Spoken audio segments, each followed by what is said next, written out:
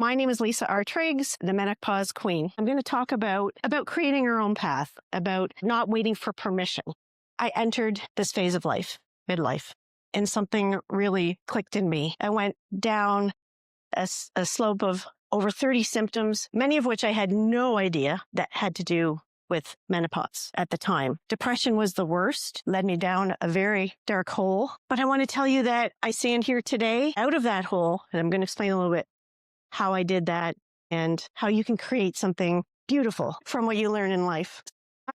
There was something that brought me to tell my story, to put it on paper, write my book, because what I went through was a shift, a mind shift. After getting to the lowest of lows, I realized that I was the only one who was going to turn my life around. No doctor, no medication. It was me. So I started going on an inner journey. And during that inner journey, I surrounded myself with things that were positive, uplifting, that brought me up. I read, I listened, I met people, I joined groups that helped me on my journey, bringing me back up from the lowest of lows places, wondering, where was I going to go from here? What was I going to do to make my life better? What was I going to do to get my life back, to be happy, to be joyful, to not want to end my life? So that realization was huge. And that's where I started to just grow and expand by surrounding myself with those things and that inner journey. And one thing that really stood out was gratitude. I realized I had been living in a negative space. I was thinking about everything negatively, all the problems that were going on with my husband and his health and how that was affecting me. And I was allowing the symptoms that I was having to also control my life. And so I was like, hey, what are you going to do to get control over your life back? So that's when the real inner journey began.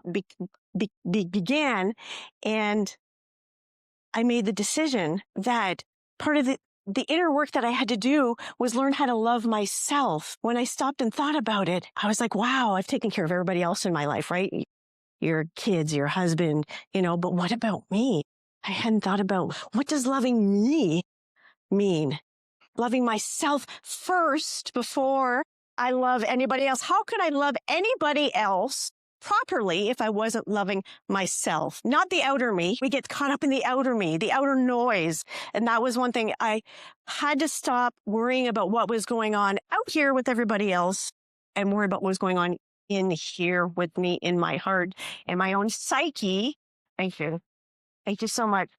Because I wasn't expecting to be affected emotionally, physically, mentally and spiritually during this time of life at all. I thought, oh, okay, I'm going to maybe have a few hot flashes, and then, 40 pounds later and depression and, all the things.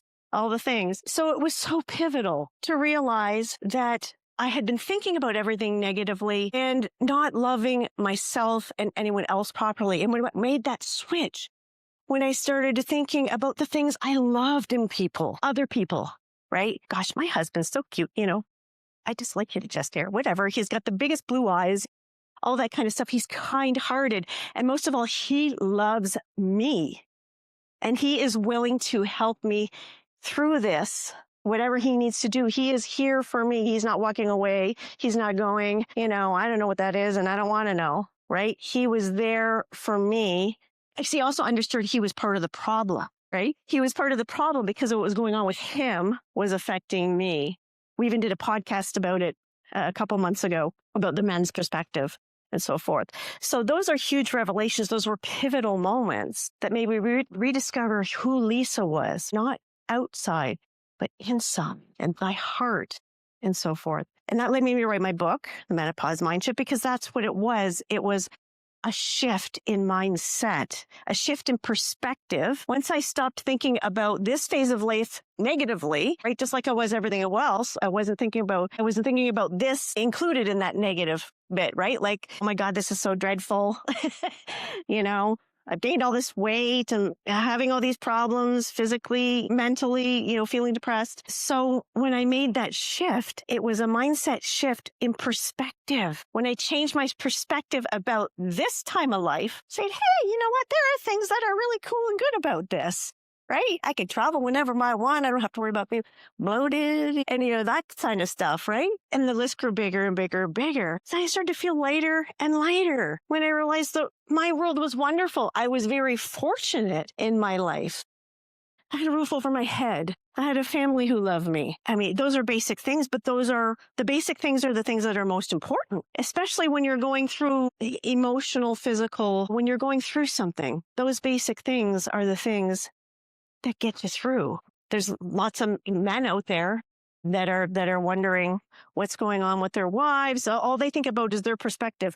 She doesn't want to be intimate. She doesn't want to do this, that, the other thing, but it's more than that. So I felt this calling of sorts to tell my story of how the journey I took to gain my life back. So the mind shift that I went through. So the menopause mind shift, that's where the tiara came in. How I unleashed my inner queen, and you can too. Thank you. I thought, oh my God, other women need to know that if I can do this, so can they. And I never tell anybody not to take, medication, whatever you're doing, vitamins, I take vitamins, all that kind of stuff. But to do all these things in addition, I used like meditation and visualization and of course moving my body and, making some tweaks to my eating. And it was able to get my blood sugar under control, my mental state under control. I would literally just calm my body and see myself the way I wanted to see myself, running down the beach, wind flowing in my hair. So, and the act of doing that, people don't realize these woo-woo, whatever, all that kind of stuff. The reason it works is actually biological. It's science. It's physical. During a meditative state, you're physically calming your body, which lowers your cortisol, and so on and so on and so on. So it's the chain reaction. When you lower your cortisol, you can have more chance of you losing your belly fat. So it was a chain reaction. One thing led to another, and I thought, I have to share my story. So I developed the book, and then I proceeded from there, grew it from there. As now I have the podcast. I designed a journal that's specifically for women in menopause. I designed things that were not on the market that I was looking for. There wasn't anything like that specifically for women in menopause. So I created it because I wanted women to be able to experience and find the things, and be able to help. With the whole goal is to be able to help other women realize that if I can do this, so can you. And the tiara is the representation of the transformation that we all can make, not just women in menopause for that matter. It just happens to be where I'm at in the topic that has been most prevalent in my life for almost 20 years now. So that's where I went with it. But it's about more than that. It's about standing tall, becoming who you were meant to be, creating your own path. It's a powerful thing. It's owning my own power. That realization was huge. By making the decision to take my life back, that was a powerful thing. Say, hey, I'm not going to let these symptoms control me anymore. I'm going to tell my body what to do. I'm going to use my brain and tell my body what to do. So in other words, I am using my brain over my hormones, because no matter what my hormones are doing, your brain is what controls your body. So I was like, oh, I'm allowing my body to control things. I need to tell my brain to control things. So I now know that no matter what level on a medical chart where it says my hormone levels are at, I know my brain can tell my body to be well, to be healthy, to be functioning, and all that. So it's power, internal power. So with that internal power, you can develop and go on and create your own path.